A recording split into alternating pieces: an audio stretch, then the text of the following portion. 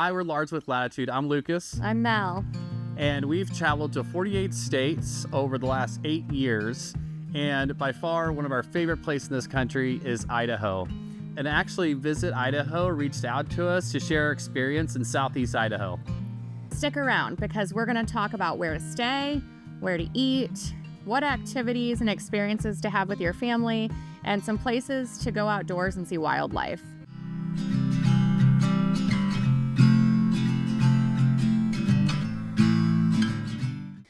So why did we choose Victor and Driggs, Idaho? Most of you probably have not even heard of those places. I know we didn't before we started researching it, but we really wanted to go to the Tetons, but we didn't want to experience the summer crowds.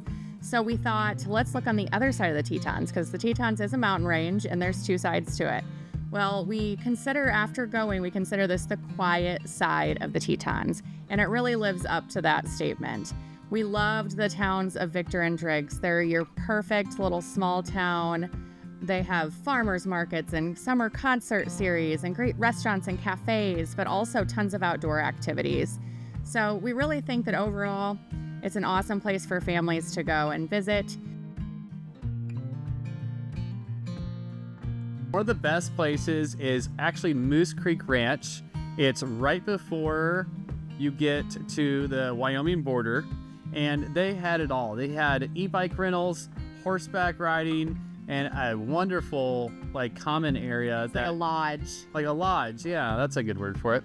The kids loved to play chess in there, and it was nice. It was a very beautiful place. It was definitely a cozy mountain kind of feel to it. So it was a little bit more upscale of a choice, but I definitely think that as a family, if you just want a place to chill and relax after a day out hiking, it's the perfect place for you.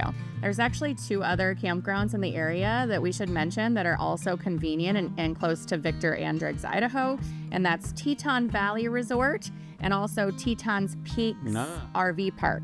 Yeah.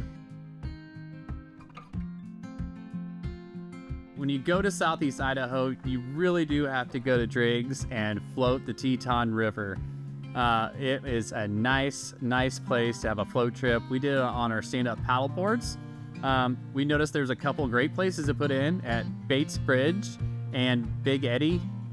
The river is pretty shallow. It's not that deep. It's not fast flowing. So it's perfect for families because most of the time there's not any rapids and it's very winding and slow, calm water. And so it really doesn't matter which of those places in the valley that you put in, but you need to make sure you have someone to pick you up where you take out. If you don't have someone to pick you up, you can also just pull your RV into the Big Eddy put in and pull out kayak spot. And there's a big camping area. It's actually free camping, boondocking. You can pull in just for the day. So we pulled our RV in there and then put in down the way at Bates Bridge, and then we ended back at our RV. So that was really convenient for us. Absolutely. We liked that option.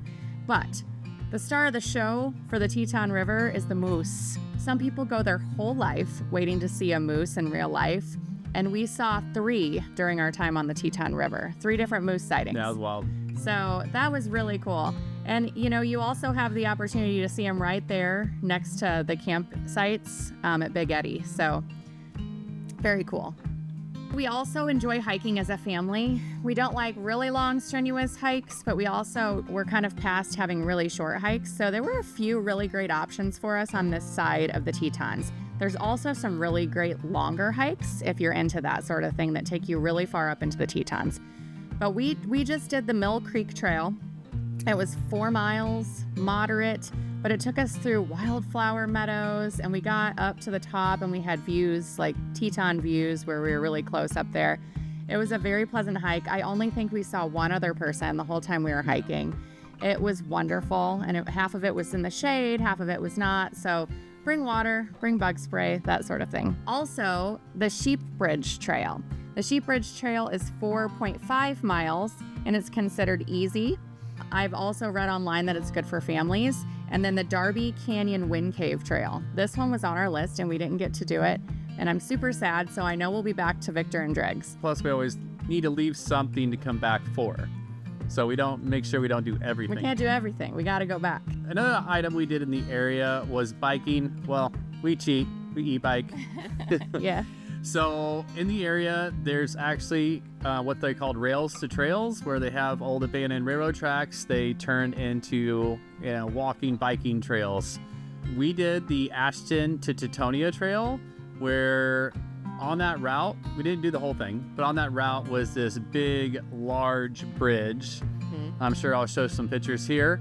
That was really cool, really, really beautiful countryside, where at least coming back to Ashton, you're seeing the Teton Peaks. So, and these grassy meadows full of livestock, wildflowers. It was a very nice ride. And Victor and Driggs, like I said, they're both small towns. They have very close to each other too. They're very close to each other. So about 7.5 miles.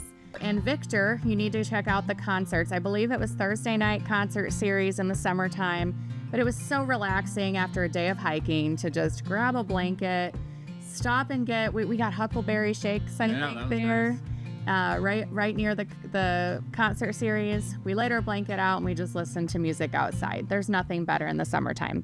And then also Driggs has a farmer's market on the weekend. So we were able to go and check out the farmer's market, get some fresh produce, which we like to do everywhere we are. And they even had some like free art activity for the kids. Yeah, it was really, really sweet. Okay, so we have 3 specific businesses that you want to stop and get something to eat or drink at. First of all, we mentioned those huckleberry shakes in Victor. That is at the Victor Emporium. It's right on the main drag. You can't miss it. It's like this old-time soda shop. It's pretty cool. Cute. Also, Rise Coffee. Rise Coffee is in Driggs. We stopped there on our way out for the day once, and it really was nice. We had a courtyard outside, so if you need to get work done or anything, it's the perfect place to sit down and have a coffee. But also, we just took one to go, and it was great. Yeah. And Big Hole Bagels. So Big Hole Bagels. Yeah. Great name and great bagels. Yeah, they had bagel sandwiches that were delicious, like breakfast bagel sandwiches. They were really good. We hope you enjoyed this informative video about Southeast Idaho. We love it. Like I said, it's one of our favorite spots in the U.S. Best kept secrets. Absolutely. Remember to go to visitidaho.org to help you plan your trip if you're planning on going. If not, I would seriously consider it. Yes, you have to go. And don't forget to like and subscribe. Comment on this video if you have any questions. We'd love to see more of you. And thanks a lot. Bye. Bye.